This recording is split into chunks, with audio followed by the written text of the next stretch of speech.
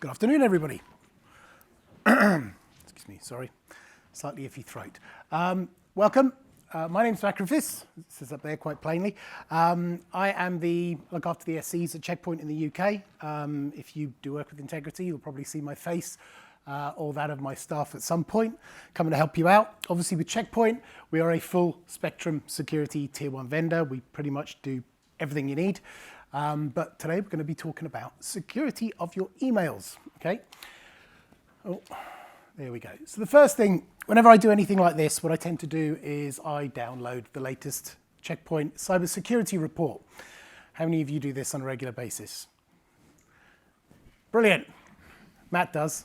You should. Checkpoint is a huge organization, and we have huge amounts of research. Our threat cloud itself is vast, it's massive. We have huge amounts of cyber warriors, proper cyber warriors that work for nation states, and we know what we're doing. And we compile these reports all the time. There's loads and loads of information in them, and what it will tell you is with trends, okay? Huge amounts of trends that are coming, and what we see, what we're seeing, gangs that we've helped to infiltrate, stuff that we've done with them, and it's all in the security report. So that's generally where I start, okay? If you're interested in the Ukraine-Russia thing, by the way, there's a great big section on what's going on at the moment with the sort of cyber war that's going on between Ukraine and Russia, which will open your eyes up because that is scary as hell. Basically, largely round about the tools that have been deployed that would normally be nation-state tools, but have now been given into the hands of hacking groups to see what actual damage they can do. So I jumped onto the report and just to pull up some stats that our researchers have found. So the first thing, we see 15 billion spam emails making their way across the internet every day. That's a huge amount of emails. Now, there are a lot of emails anyway, but this is pretty much an industry. Okay, there are people out there that make their jobs all the time and they make their money off sending emails. So just to show you how much we have in the way of spam, 83% of organizations that we work with have reported experiencing phishing attacks. Currently, I am the target of a spear phishing attack, which I find hysterical. Weird thing is they keep trying to come to me on my personal stuff as well. So they're obviously trying to do their job. They picked the wrong person because you don't screw with people who have a whole company like mine behind them. So the company's having good fun mucking about with that particular gang at the moment. 83% of organizations, that's across the UK and the world and globally. These people are hitting, and they're hitting absolutely en masse. Last year there were over almost 240 million unique phishing websites were identified. So websites that they're throwing up to try and harvest credentials, to try and download malware, anything to get you from that point where you foolishly click on something and then your world starts to fall apart. These things can be up for hours. If you've actually ever watched these things happening, it'll spring up, it'll do what it needs to do, and it'll vanish again. We did a thing, all us SEs on a Friday, we'll get a gather and we do a demo thing. And we were doing a vulnerability was being exploited, and what we noticed was that the poor lad, one of my guys, he was demonstrating it, and our software didn't pick it up. And it was like, God, what the hell's happened there? And then halfway through, we noticed they changed the software again, and they were changing the software every 30 minutes to avoid the Google sweepers that were going around making sure the apps were sanitized, right? So we sat there and watched that. But that's how quick these things are up. And 30%, and this is the scary thing, 30% of phishing emails get opened. Now, I'm okay, I can spot these things a mile off. If any of you have elderly parents like mine, I get about 10 phone calls a day because they've either won this is being denied, or they owe God knows what. But 30% of phishing emails are being opened, and that's in business where people who really, to be honest, should know better. They should be being educated. So they're being opened, and every single phishing email that gets opened could be dangerous, okay? They could twig. They could sit there and go, whoa, this doesn't look right at all. Or they can go all the way through, because a proper phishing email and a proper phishing website is actually very hard. Unless you're an engineer and you understand the technology behind it, it's bloody hard to actually work out that it's dodgy a lot of the time. It looks perfectly normal. 1 in 99 emails is a phishing attack. Word phishing, right? Through casting a net. That's what's happening an awful lot at the moment. And the cost is going up and up and up. Now, IBM in 2020, they did a cost of data breach report, and they're now talking the average. Phishing is the primary vector that most hackers use. Business email compromise, which is a more tightened down version of that, is the second most expensive attack. And they're coming at $4.9 9 million respectively per breach. That's a hell of a lot of money. And one of the weird things, and I only mention this because I was reading about it this morning with some company internal stuff that was going on, is that there's a lot of companies out there and a lot of individuals will turn around to you and they will say, well, it's okay, I've got cyber insurance, right? Good luck getting them to pay out. Most cyber insurance organizations only pay out 20% of the time. And we actually heard one this morning that came through, and we have one of our, and I won't say anything else, apart from somebody else in the industry, if you use their products in America, what we're starting to see is that insurers are refusing to insure them if they're using certain products. Kind of comes back down to what you were saying there earlier on, which is how do you legislate? Actually, you don't. The insurers do it for you. You know, you turn around and you say, hey, look at this cheap stuff I bought. And they go, yeah, but look at all the vulnerabilities in it. Like hell, we're going to pay out for that if somebody jumps in. So it's getting very, very, very expensive to actually, for an attack. And insurers are not paying out. If they, you know, we all know insurers, right? If they don't need to, they're not going to pay out a penny. They certainly don't in these cases. The most targeted sector is financial services, which makes sense. They got all the money. At the moment, they certainly got all the money, although Credit Suisse, possibly not, but pretty much everyone else has the money. So if you're going to do a phishing attack and you want to make some cash, they're best, right? You know, do you really want to go after the brickies builder's yard? Probably not. Might get you a few £100, but you really want the millions. So what we tend to see, and this comes back to what Nick was saying earlier on, most cyber attacks start with email. They start their recon, but the first time they actually start trying to do something, they usually start doing it using email. Nation-state hackers tend to be slightly different. They may know vulnerabilities, they may already have the recon, and they may just go straight for the jugular, try and punch through the firewall, come through the side or whatever. But most of the gangs, they will go straight in with email because it's easy to do, right? As we see over there, we've got a bit of malware. Please look at my job application. This is that file I decided to send you. Oh, brilliant. Click, click. You open it up. If you've not got the right stuff on your machine, to stop that taking over, that's usually where a ransomware comes in, okay? Phishing, the good old-fashioned urgent request. We are just about to deactivate your bank account, your Microsoft account, God knows what, your Fortnite account, which would send my son into utter apoplexy. Click here to sort this all out for you, and at which point you're going over and they're trying to harvest your credentials to nick stuff, okay? And I think one of the classic ones on this, we found this a couple of years ago, it was on Fortnite, now I think of it, and you had people that were making money by nicking Fortnite credits. They were hacking into people's accounts by asking them to do that and then nicking their Fortnite credits, which you think, okay, that's not a huge amount of money. You know, my son lost, I think, a tenner in that attack, but add it all up with the amount of money that was actually lost generally, that was actually quite a decent income for those guys. What we're also seeing is the proportion or the increase in proportion of malicious files that are sent by email is rapidly rising. Back in 2018, just over 50%, and then we start rising all the way up. And then around about 2020, we start hitting the 80s, the mid-80s, of malicious software they're trying to deploy via an email. The reason they do that, that's your best success rate if you're a hacker, is to send somebody a file. Because unless you're somebody like me who's just constantly paranoid something dodgy's coming in, the chances are you'll probably have a look at it. Okay, I had one the other day, came through from a friend of mine. It was an impersonation attack, and he was, hey, look at these pictures, we look great in them.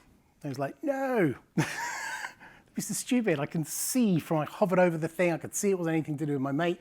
But great way, they were trying to download stuff onto my machine, they were trying to get into my personal information, that's what they tried. So we're seeing a huge increase in the amount of malicious files being sent by email. So at the moment, despite all the other amazing stuff you can do with hacking, actually your basics work really, really well, which is kind of the same way with all crime, right? At the end of the day, with crime, we have cybercrime, but in the actual traditional crime, they make most of the money, drugs, violence, and prostitution. That's kind of what they do because it works. They've been doing it for hundreds and hundreds of years. 51% of email phishing attacks are trying to contain malware, and of course, credential harvesting. 41% are trying to harvest credentials. Now, in your normal life, so your normal non-work digital life, that's worth quite a lot of money, because that could give you access to a bank account.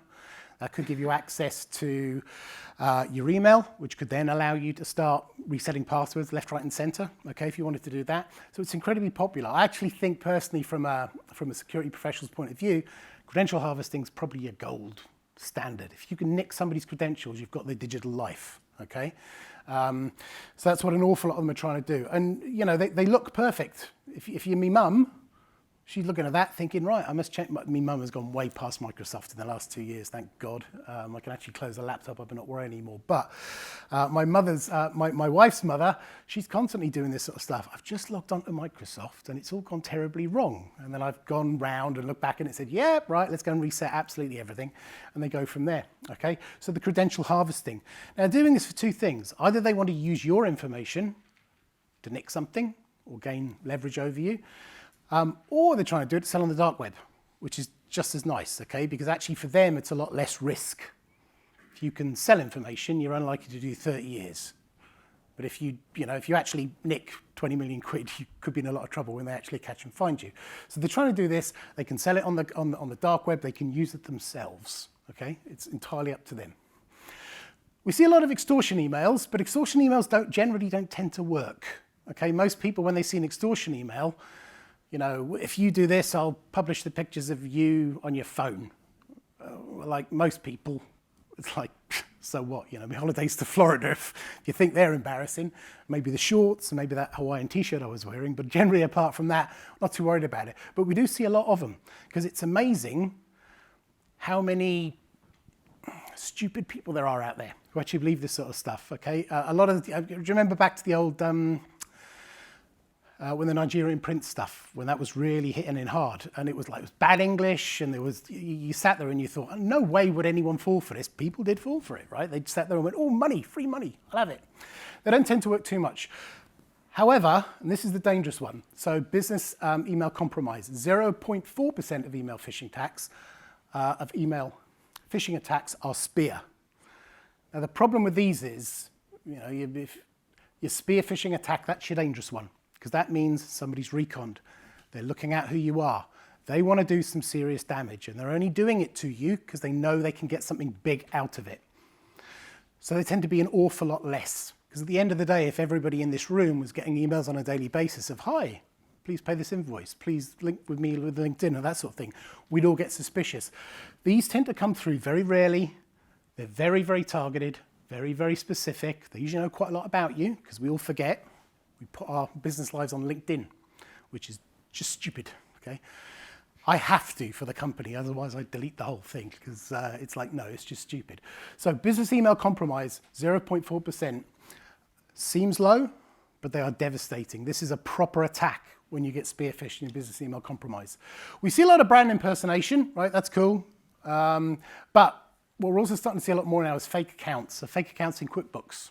So whereas you'd normally get like an email address with like an Amazon with something 2 A's or something, we're now starting to see QuickBooks with fake accounts that look like legitimate organizations. So when they send that invoice out to you, and you're sitting there thinking, oh, it looks legitimate, it's on QuickBooks. So hey, that must be brilliant. Okay, I'll pay it. The next thing you know, that's the money gone, and you're trying to explain to your CFO why you lost that amount of money. What is business email compromise? Now, this is probably your best, most juicy thing if you're into hacking, because it really does allow you to take some money. I worked for an organization about 4 years ago, and they were proper BEC'd, and they lost $4 million, literally in 30 minutes. When the actual hack went through, and I had to take my hat off to the hackers, they knew exactly what they were doing, and it was all due to business email compromise. The people that transferred the money across into those accounts, into those other, that vanished pretty quickly, surprised me. Money was never recovered. The company was in a hell of a lot of trouble because of it. Was all to do with business email compromise, because it yields huge amounts of money. I mean, 4 million quid for 30 minutes work. I mean, granted, they probably did about 6 months worth of recon involved in that, because it was a damn good hack. But what are they trying to do?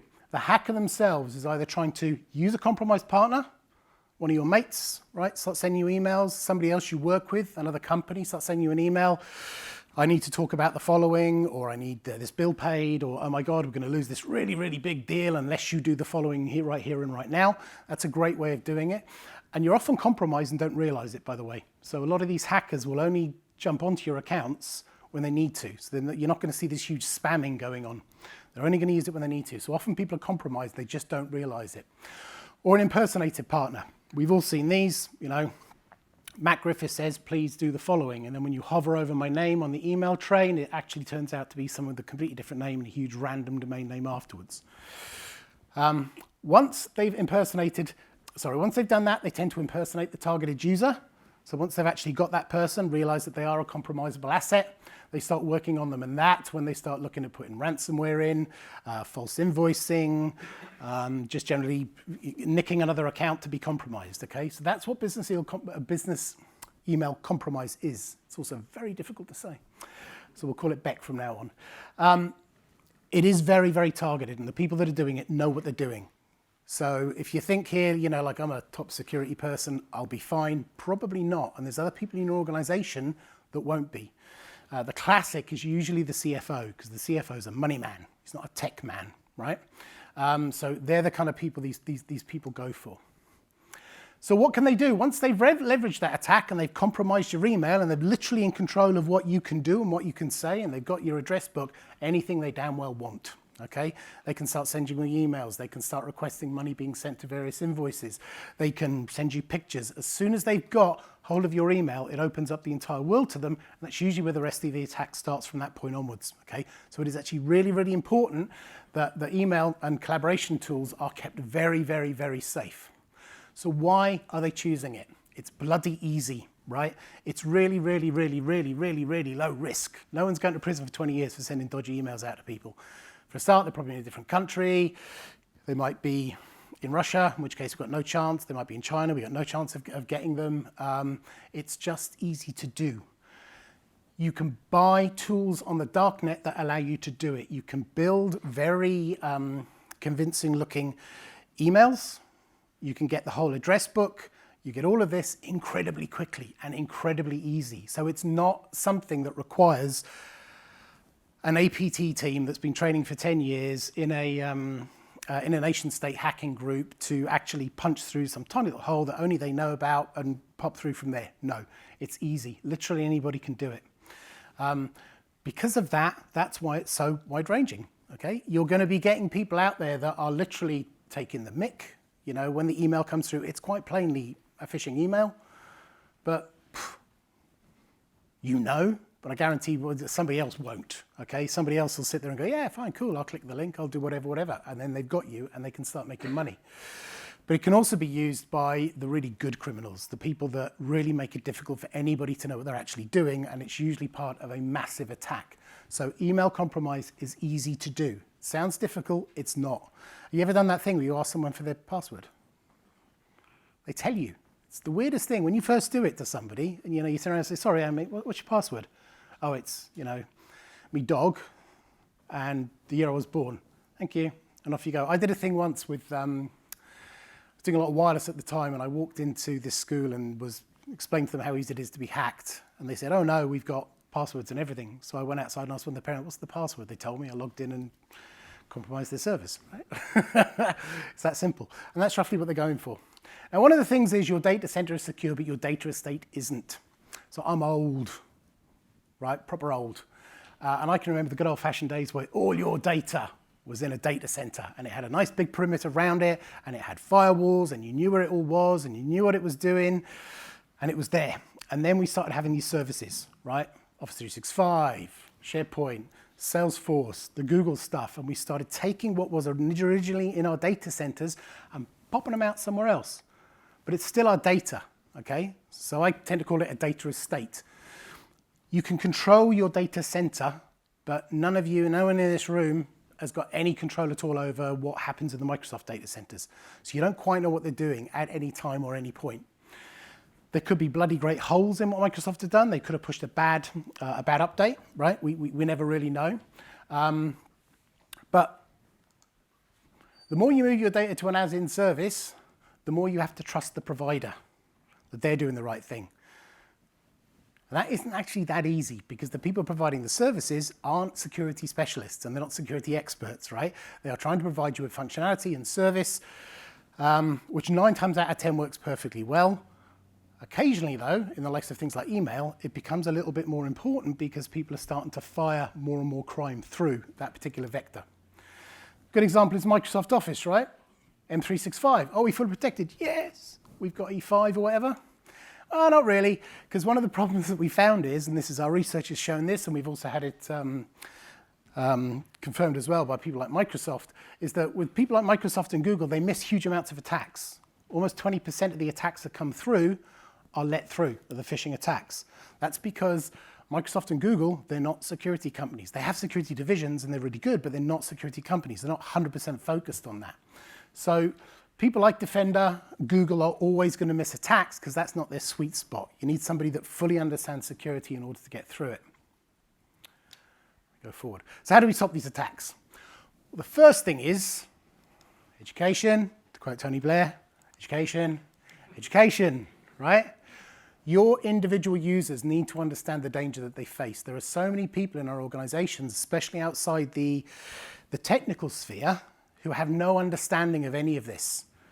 If you actually go to most organizations and look at the amount of times somebody clicks on something, and you may have back-end systems stopping it from going any further, but they're clicking on it, right? Why are they clicking on it? They need to be educated. Now, working for a security company, I get education on this all the time, and I also get fired if I'm stupid enough to actually click the button and allow any malware through.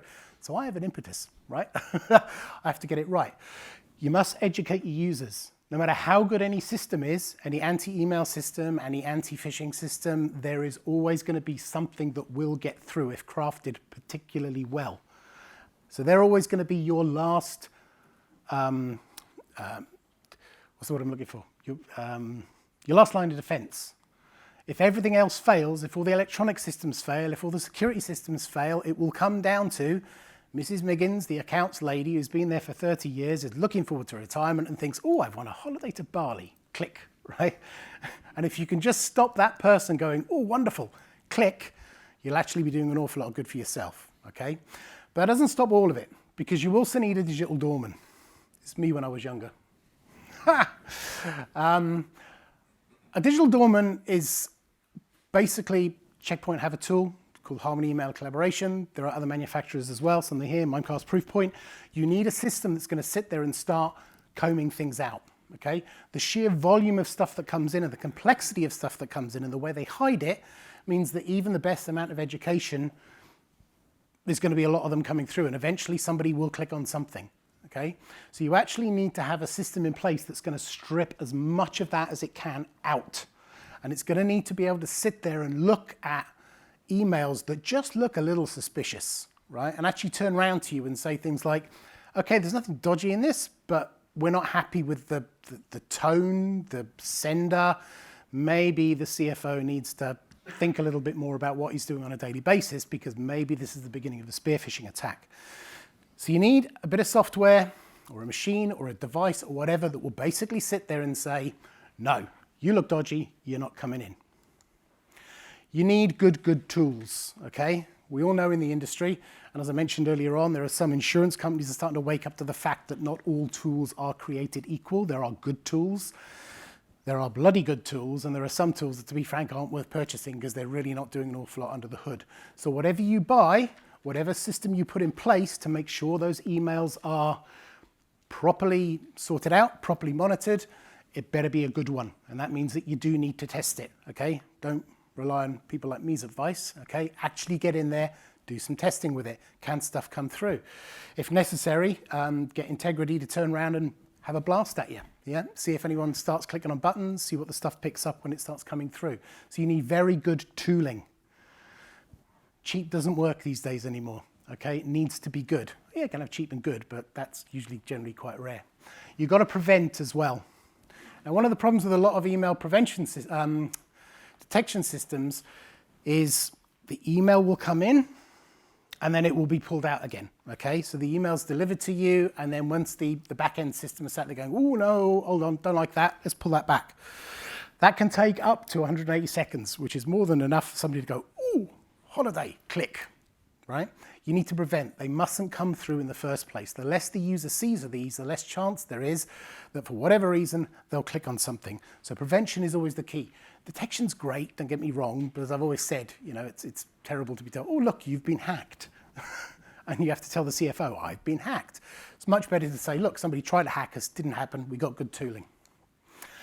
You've also got to secure all the vectors. So we've talked a lot about email, but we actually use an awful lot of stuff other than email. We use SharePoint, we use Teams, we use Zoom, we use Dropbox, we use Salesforce if you're a sales organization, right? We all use these things. These are all as important to a hacker to get into.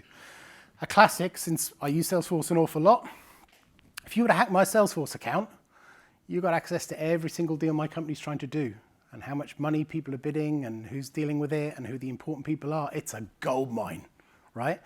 An absolute gold mine. So you've got to look above just email and to all those collaboration tools. All the stuff that you've basically taken as a service and moved out, is it secure where it lives? Can you stop somebody impersonating? Can you stop somebody that may begin with an email chain attack, and then it ends up with they busted into your Salesforce and you can't work out why you're losing all those big deals, and it's because someone else is going, right, let's drop our price. And we can go from there, okay?